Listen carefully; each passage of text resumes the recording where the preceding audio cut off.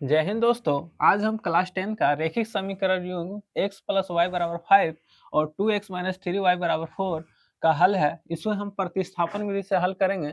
तो आइए सीखते हैं इसे किस प्रकार से हल करते हैं। देखिए, इस तरह के जब भी सवाल रहे तो दो समीकरण दिया रहेगा, तो एक समीकरण पहले लिखेंगे x प्लस वाई बराबर है हमारा 5, इस समीकरण एक मान लेंगे। दूसरा है 2x माइनस 3y बराबर 4, इस समीकरण हम दो मान लेंगे।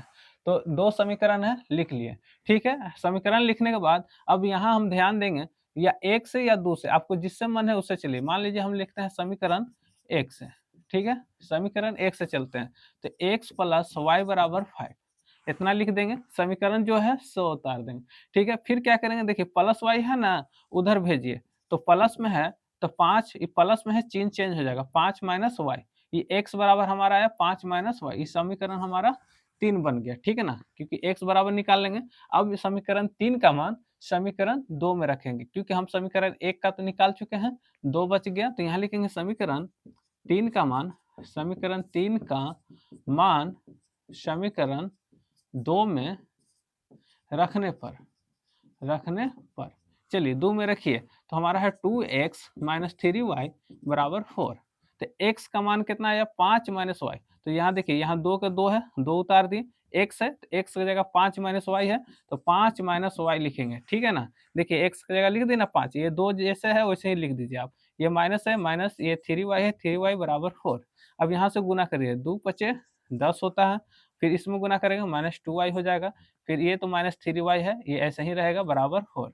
अब देखिए एक जाति का ये दोनों माइनस में है, यानी माइनस 2 रुपया माइनस 3 रुपया, यानी 5 रुपया कर्जा हो गया। माइनस में है तो ये 10 को उधर भेजिए, यानी कि माइनस 5y हो गया। और जब 10 उधर जाएगा तो देखिए यहाँ प्लस का चिन्ह छिपा रहता है, तो प्लस में है तो उधर जाएगा तो क्या में हो जाएगा, माइनस में हो जाएगा। यानी कि 4 माइनस 10 हो जाएगा, है ना।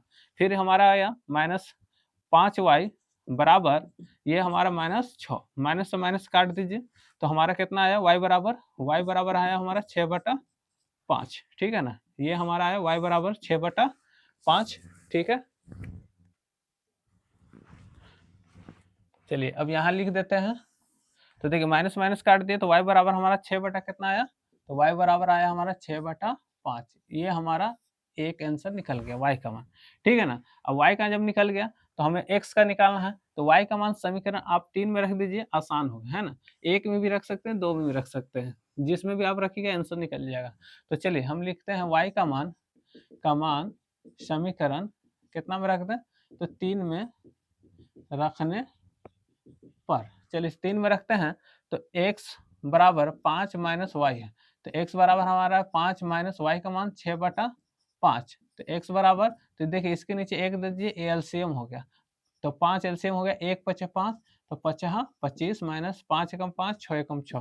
तो x बराबर 25 में से 6 गया, कितना आया 19/5। ये हमारा दूसरा आंसर आएगा। y का आया हमारा 6/5, x का आया 19/5। तो x का 19/5 लिख देंगे और y का आया हमारा 6/5। ये हमारा आंसर बनकर तैयार हो गया। इस प्रकार से बनाएंगे इसको। ठीक है ना, नोट कर लीजिए।